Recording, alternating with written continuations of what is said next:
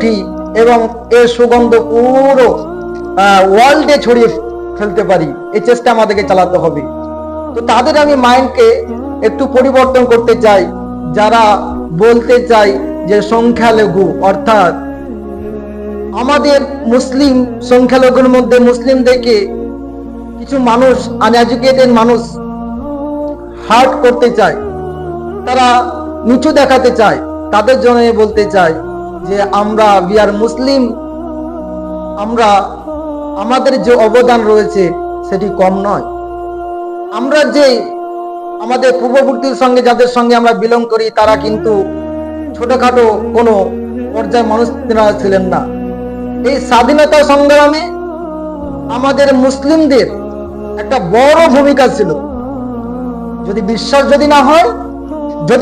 যদি না হয় তাহলে কখনো নিজেকে ভারতবর্ষের ইন্ডিয়া গেটের মধ্যে নিজেকে দণ্ডায়মান করবেন এবং দেখবেন যে সেই জায়গাতে যে স্বাধীনতা সংগ্রামীদের নাম লেখা হয়েছে তাদের মধ্যে কতজন দেশপ্রেমিক, কতজন মুসলিমদের নাম খনন করা রয়েছে। তাহলে আপনি নিজের প্রশ্নের উত্তর আপনি পেয়ে যাবেন যে কারা দেশদ্রোহী এবং কারা টেররিস্ট এবং কারা দেশের জন্য জান ও বলিদান দিয়েছেন এবং এই দেশের উপরে কাদের বেশি বলিদান রয়েছে। আপনি আমাকে টেররিস্ট বলেন, কাকে আপনি টেররিস্ট বলেন? আমাকে আপনি টেররিস্ট বলেন।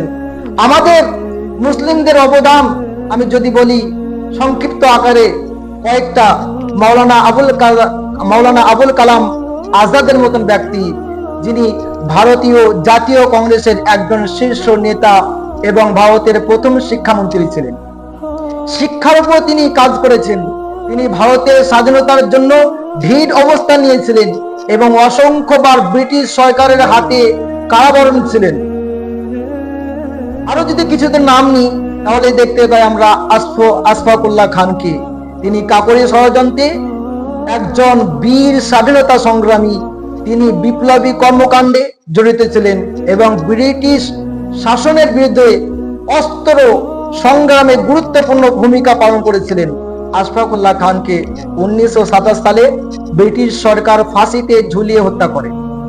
মাওলানা মোহাম্মদ আলী জাফা, তিনি খেলাফত আন্দোলনের একজন প্রধান নেতা এবং ভারতীয় জাতীয় কংগ্রেসের সদস্য ছিলেন। তিনি অসহযোগ আন্দোলন সক্রিয়ভাবে অংশগ্রহণ করেন এবং ভারতীয় মুসলিমদের মধ্যে স্বাধীনতার চেতনা জাগ্রত করেন। তিনি ব্রিটিশ বিরুদ্ধের একাধিক গ্রেফতার হন এবং শেষ পর্যন্ত কারাগার অসুস্থ হয়ে মৃত্যুবরণ করেন। মাওলানা শওকত আলী, মাওলানা মুহাম্মদ আলী জফরের ভাই ছিলেন তিনি এবং খেলাফত আন্দোলনের অন্যতম প্রধান নেতা ছিলেন। কতজনের নাম নিব, নাম নেওয়ার প্রয়োজন নেই। কখনো নিজেকে ভারতের ইন্ডিয়া গেটের মধ্যে দণ্ডায়মান করে রাখবেন, তাহলে বুঝতে পারবেন। আপনি আমাকে টেররিস্ট বলেন, মনে রাখবেন ভারতবর্ষে যত মুসলিম নেতা ছিলেন তিনারা কিন্তু এই ভারতবর্ষকে সারিয়ে দেওয়ারই কাজ করেছে। কেউ এখান থেকে লুট করে নিয়ে যাওয়ার কখনোই কাজ করেনি। বিশ্বাস যদি না হচ্ছে তাজমহলের দিকে তাকিয়ে দেখুন, বিশ্বাস যদি না হচ্ছে লাল কিল্লার দিকে তাকিয়ে দেখুন, বিশ্বাস যদি না হচ্ছে জামে মসজিদের দিকে তাকিয়ে দেখুন, বিশ্বাস যদি না হচ্ছে তো আরো বিভিন্ন যে মুসলিমদের ইউনিভার্সিটি গুলি রয়েছে সেদিকে তাকিয়ে দেখুন। প্রত্যেকটি ফিল্ডে মুসলিমদের অবদান রয়েছে। আপনি আমাকে টেররিস্ট বলেন। এই হিংসা ছড়াবার কখনোই চেষ্টা করবেন না।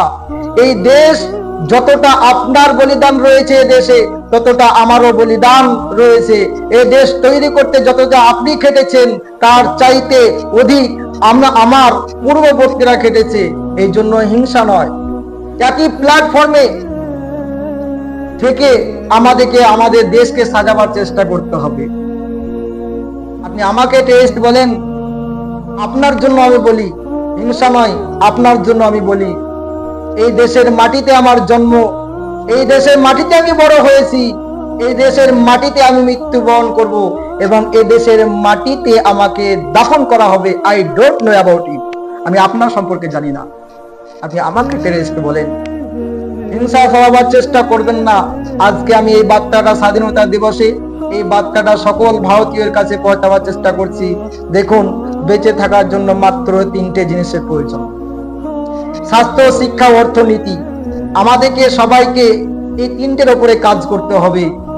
এই তিনটেকে ভালোভাবে এই তিনটের মধ্যে উন্নতি করার চেষ্টা করতে হবে। আমাদের শিক্ষা ব্যবস্থা ঠিক নেই, আমাদের স্বাস্থ্য ব্যবস্থা ঠিক নেই, আমাদের অর্থনীতি ঠিক নেই।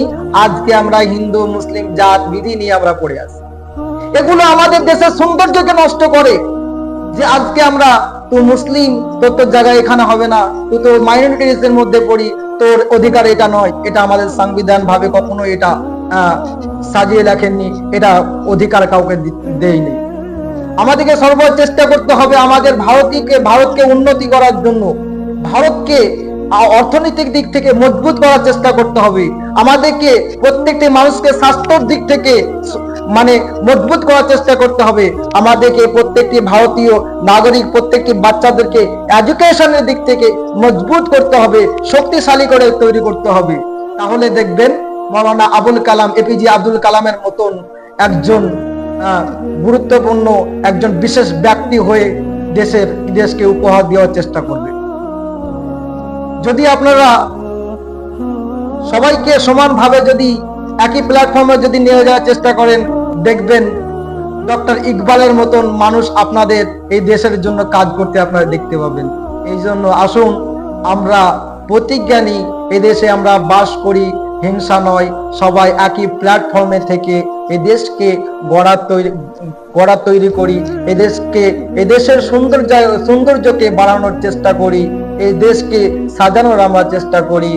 জয় হিন্দ, জয় ভারত, জয় বাংলা। সালাম, অভিনন্দন জানাই স্বাধীনতা দিবসে।